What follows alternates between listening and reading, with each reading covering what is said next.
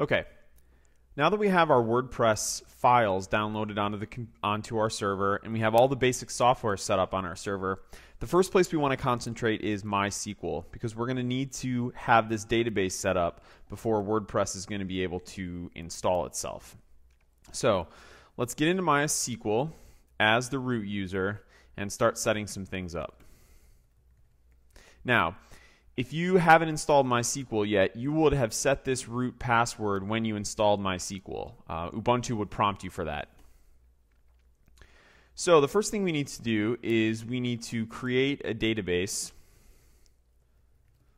called WordPress.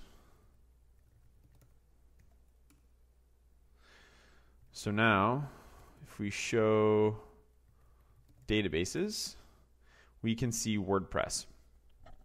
So the next thing we need to do is we need to create a user to access that database, because we don't want to put our root user into WordPress as the primary database user. In case that ever gets compromised or hacked into, we want to limit the amount of access they're going to have and problems they can cause.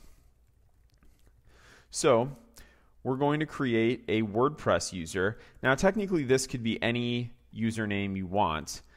The important thing is that it is create username at localhost, and you do have to put those quotes in there.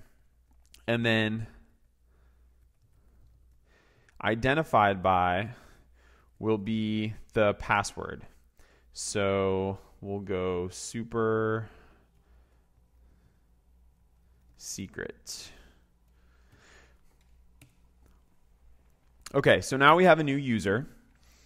And that user doesn't have any privileges yet, though. So all we would be able to do with this user is essentially log into MySQL, but they wouldn't have access to any databases, which isn't really going to help us. So we need to give this user permission to access just our WordPress database.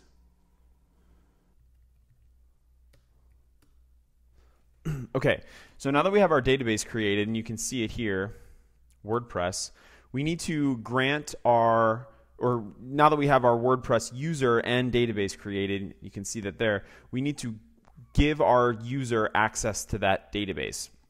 So in order to do that, we first need to use WordPress. And what this is doing is it's telling MySQL that we want to use WordPress. This is the database that we want to modify and change and make updates to. So after we do that, we can use the grant command to grant all privileges on WordPress to WordPress at localhost. And what this is going to do is it's going to give all permissions to the WordPress database to our WordPress user. And the reason it's WordPress at localhost is because in MySQL, users are both the username and the host, where the user is coming from, to deny or add access. So in this case, since our database is installed on the same machine as our web server, all traffic will be local to the server. If our database was on a different server, we might have to put an IP address in place of localhost there to grant the proper permissions. Okay, so now that we have made that update, you also want to run the flush privileges command after you're done here, and that will make sure that all those new changes have taken effect. Now, the way we can test this is to exit out of MySQL and try logging in with our new user. So new user, or MySQL-u user WordPress, and our password was super secret. All right, there we go.